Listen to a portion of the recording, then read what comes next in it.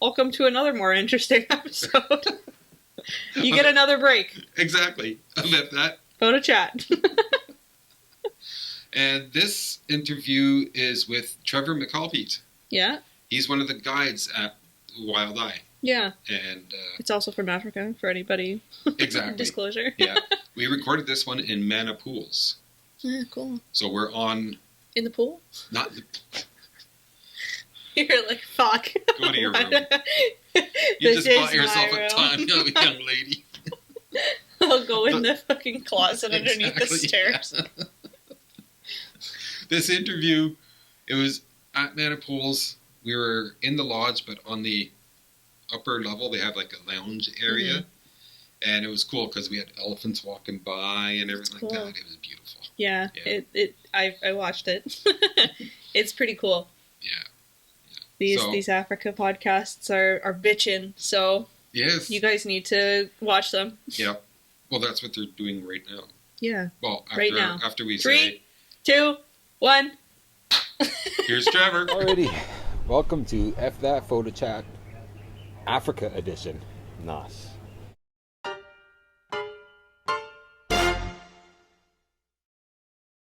And today we've got Trevor with us. Hello, everybody. Tell us a little bit about yourself. What do you want to know? What do you do? Okay, so... Aside from nothing much. So, I'm a photographic guide and expedition leader. So what we do is I work for a company called Wild Eye, and we pretty much do safaris and tours all over the world.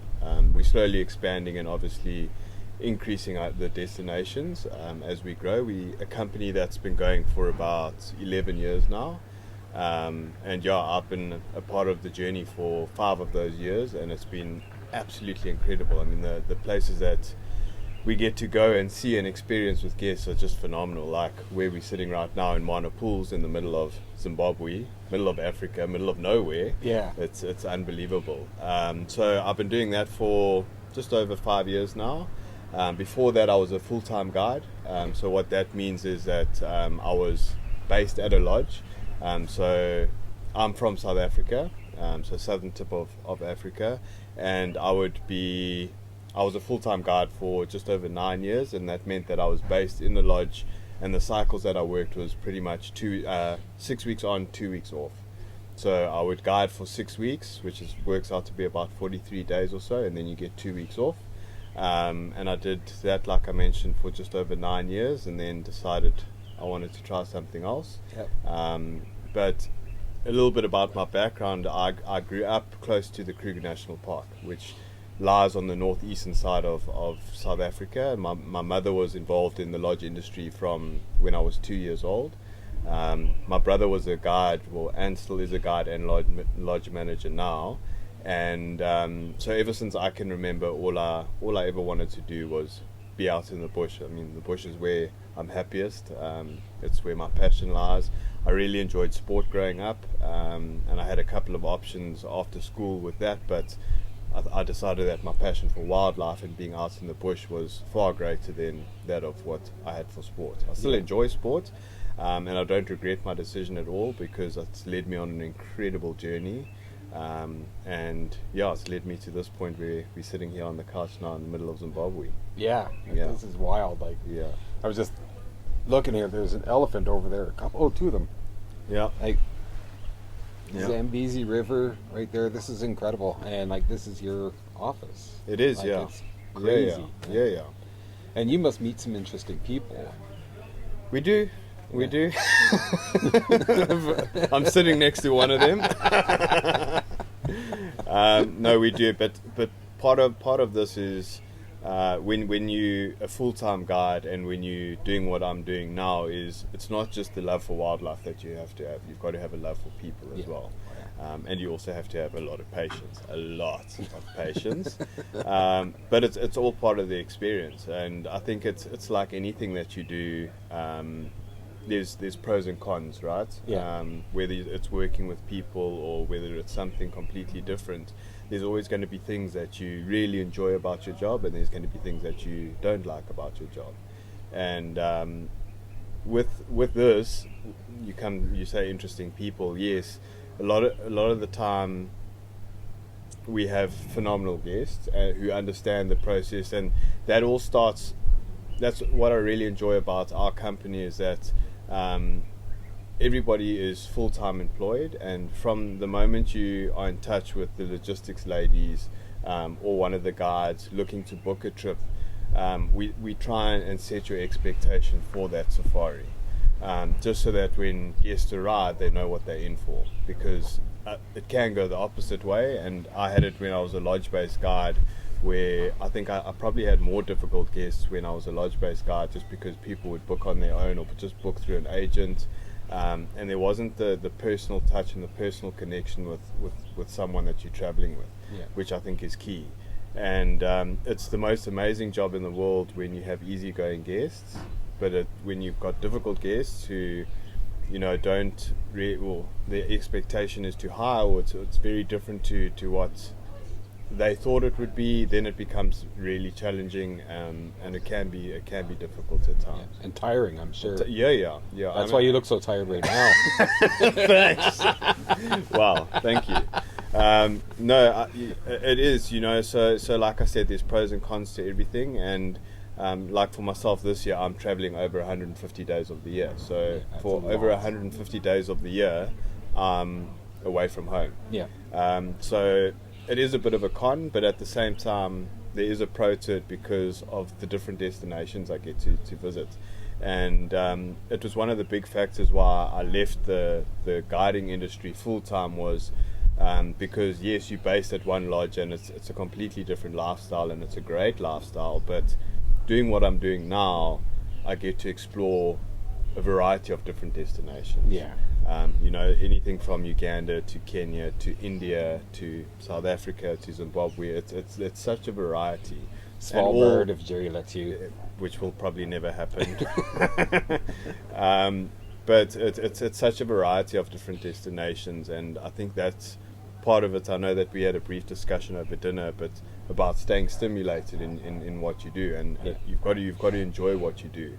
And I think being a guide, traveling to these different destinations, you do stay stimulated, because there's different things in every destination. I mean, you've just come from a week in the Mara with us to Zimbabwe. You can't compare the two experiences. Oh God, no. You can't. It's just impossible. It's completely different. But both incredible experiences. Yes. So I really do enjoy what I do, and I'm happy to be doing it. Yeah. So what would be your highlight for what we've done so far in the past 2 weeks? Are you talking sightings wise, or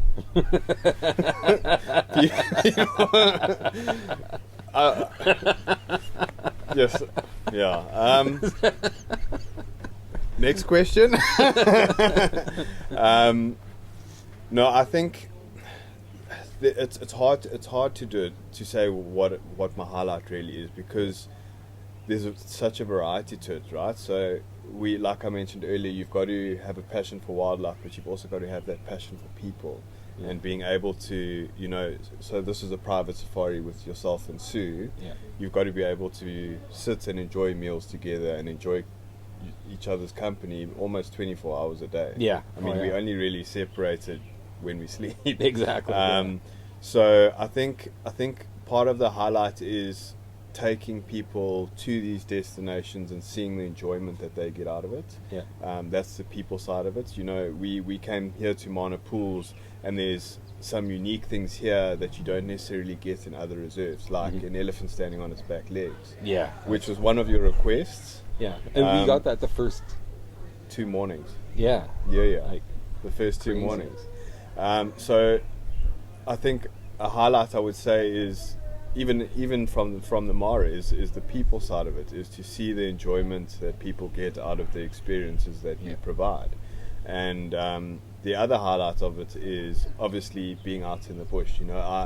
As much as I love the city, and I've got a 3-year-old little girl at home which I miss dearly when I travel, I get a bit of the best of both worlds. I get that downtime and I get to spend time at home, but for me, ever since I was 2 years old, the bush has always felt like home to me. Yeah. So a highlight for me is something simple as, just sitting outside my room for 10 minutes and having an elephant walk by, and just enjoying that moment all on my own. Yeah. It's something simple, but it goes a long way for me. It's not just sitting there watching an elephant. It's sitting there, and I know we've discussed it briefly before, but it's sitting there and just embracing the moment. It's not just an elephant walking in front of your room. It's you sitting in the middle of Mana Pools, in the middle of Africa, middle of nowhere, watching an elephant. I mean, life doesn't get much better than that. Exactly. It really It's just doesn't. like the people watching this, the 2 or 3 people that are watching this. It's a lot of effort for those 2 people, I know. so I hope they enjoy it. But you say, like, it's just an elephant walking by. And, like, there's so many people in the world that will never be able to experience that. Like, seeing an elephant in the wild Yeah. and being that close to an Yeah. elephant. Like, most Yeah. people just see them in the zoo or whatever. Yeah, exactly. So- Exactly. You've hit the nail on the head there, and I think it's something that I've seen in older guys in older guides, lodge based, where they kind of get stuck in a rut and they set up shop, you can call it. They have their family and everything at the lodge. Most guides haven't really studied anything else. We've just kind of gone into the industry, and you look 15 years ago, it was something where guides were doing it for a year or two as a gap year kind of thing, just go and enjoy the bush for a year. Yeah. Whereas now it's become something that you can do full time, but you've got to be very careful about losing that passion for the bush. Yeah. And it was another reason why I left guiding full time, was because I had been guiding around guys who were a lot older than me and had their families and everything, and you could see they were kind of just going through the motions. And I've been fortunate enough to been doing this for 15 years now, and I still love it as if it's the first day. And I've never wanted to get to the point where my alarm goes off in the morning and I get up and I think, oh, shit, another game drive. Like, I really just want to be home. I don't want to be doing this. I never want to get to that point. Yeah. Because then I know that I'm done.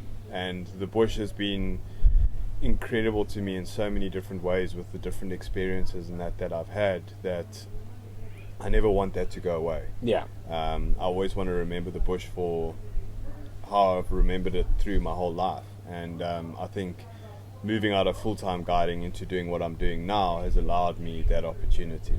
Mm-hmm. Because I went to India earlier this year for the first time ever, and it was a great reminder for me, actually, especially, I'm not going to bring COVID into it, but COVID is obviously a terrible thing, but I think a lot of people took a lot of positives out of it, where they evaluated their lives and decided what's important to them, and just took an in-depth look at themselves. And I associated that with guiding as well, and this is where India comes into it, where it was my first time to India hosting guests. Okay, I was hosting with one of my colleagues, Johan, and he had been there before, so he knew what to expect, and he would prep me as to what happens when and all of that kind of thing. But what I really loved about it was visiting a place for the first time and not really knowing what to expect. Yeah. And being able to see a place the way my guests would see it. The way that you've seen Mana Pools. Now, it's your first trip to Mana Pools, and India was like that for me. It was just that realization of how impressive a place is when you see it the first time. Yeah. And then you come back to Mana Pools, and I mean, I've been here multiple times, and you have a different way of thinking and a different way of looking at the area that you're in. I mean, this is one of my favorite destinations, and it's absolutely beautiful, but you come back here and you just sit and you think, okay, well, what is it about this place that I really, really love? The first time I drove through, remember when we landed, it was very dense vegetation, and then suddenly it's almost like there's a borderline, and it's just this magnificent open floodplain. And I came here for the first time 2015, 2016, and I just remember driving in and coming through and seeing that big open floodplain, and just it was incredible. Yeah. So I try and remind myself of the first, like those small magic moments. It doesn't always, and I tell people this all the time on safari. It's not all about the big moments. It's also about the little moments. You know, you don't have to be seeing an elephant standing on its hind legs, but driving through these floodplains and just seeing everything go about their daily business. It's really incredible, and it's those small moments that I think a lot of people sometimes overlook. Because you focused on seeing specific things, but I think you know what I mean, because you and Sue are the same. Yes, we wanted to see the painted dogs, the African wild dogs, and we wanted to see an elephant standing on the back legs, and yes, we've seen that, but you guys were pretty much happy with anything and everything that came along. Exactly. And that's the best approach to have for a safari. Yeah. So And it's like been when really we were in great. Namara. Yeah. Like we went there for the Great Migration, and we didn't have like a big wildebeest crossing, yeah, which is the reason why we went there. yeah, And yeah, we're disappointed that we didn't get one, yeah, but it's wildlife. exactly. And this also gives us a reason to come back, It's true. because we didn't see one the first time we were here either. So the next time I'm not going to be your guide, because that's going to be a lot of pressure. No, but the thing is, you still enjoyed the Mara for a number of other reasons. Exactly. Like, it's beautiful there. Yeah, and I think like for us there, so us Wild Eye, we've got a semi-permanent camp there. We have it for 5 months of the year. We've got a shoulder season on either side of the Great Migration. But I think for me, you know, I'm fortunate in that I spend 5 to 6 weeks of the year there, obviously at different times, normally 2 weeks at a time. And yes, the migration's great, but what really stands out to me there, and even you look at the staff here, is how willing people are to tell you about their culture, whether it's through sitting one-on-one with Dixon in our Mara camp and having a chat with him, or listening to him around the fire, or watching them dance here last night, which was absolutely beautiful. It's not, they're not doing it because it's their job and they have to do it.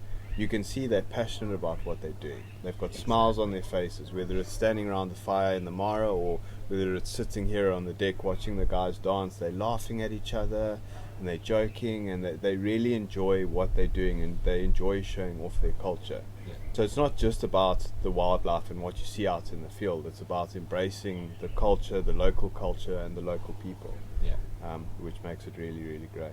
Cool. Yeah. Nice. Now, what got you into photography? So I think a big part of it comes from family. My dad took a lot of film, was into film photography. Yeah. And I mean, ever since I can remember, we would do a lot of trips as a family through this southern Africa. So we would go through Namibia, we would do Botswana, Zambia, Zimbabwe, all of that kind of stuff.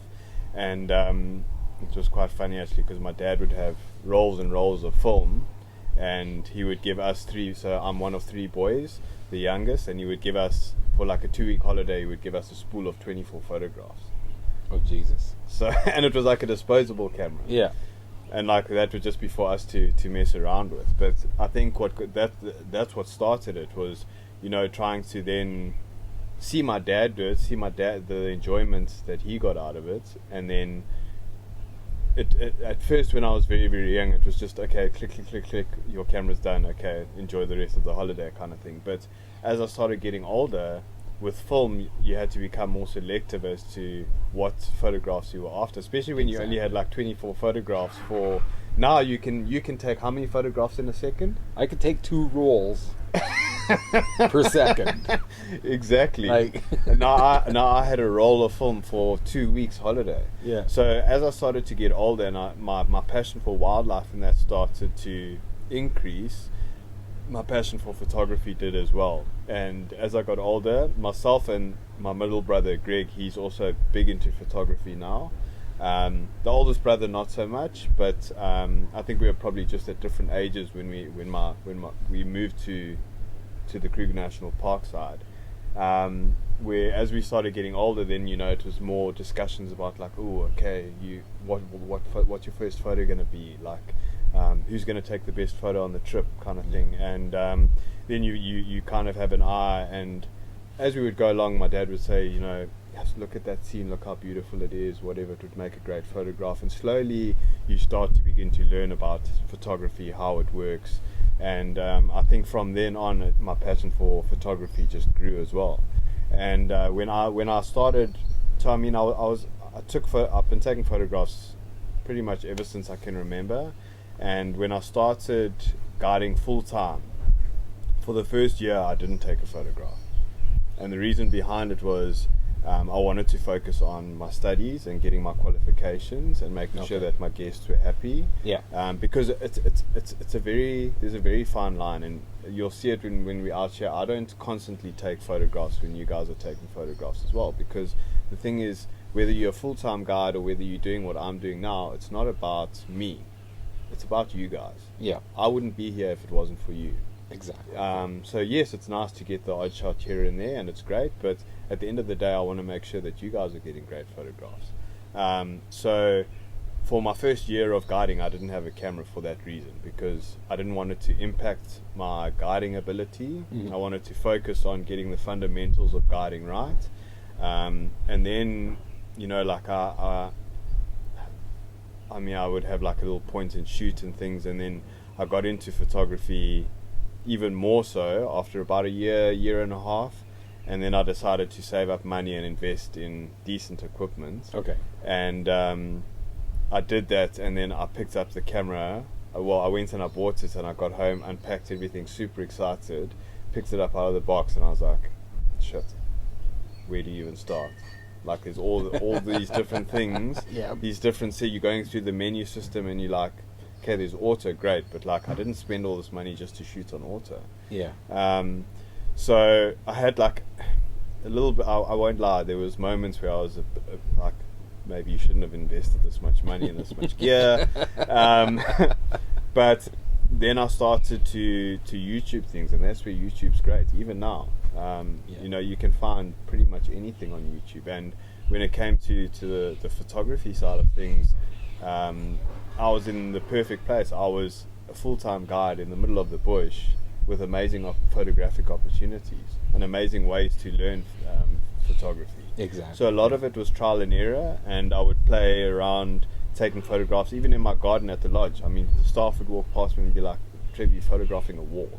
I'm like, yes, I am photographing a wall, but I'm learning. Like, that's how I learn, you know, so that when I have a situation out in the field, I understand exposure compensation and however things work. So that when something happens in the field and it's exciting, I'm not overwhelmed in the moment and I mess up the shot, and I learn from it. And it's the same as what I say to a lot of people who just start photography, is that yes, you are going to take great photos and you're going to take very bad photographs. Yeah.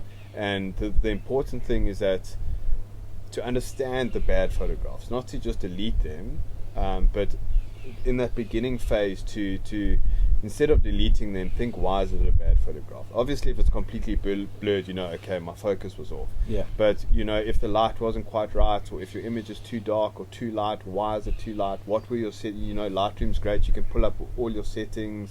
You can see what you were doing, and you can get an understanding of, okay, the reason it was dark was because of this, or the reason it was light was because of that.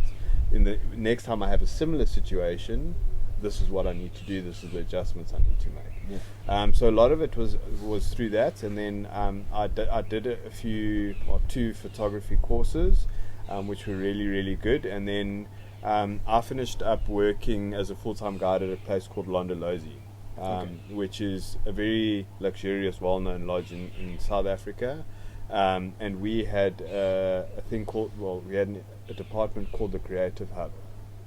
And what this was like a photo studio. So we had Big Macs and not the burger, of course. And we had a rental department, and I was one of 5 guides out of 21 guides at the time who took photographs.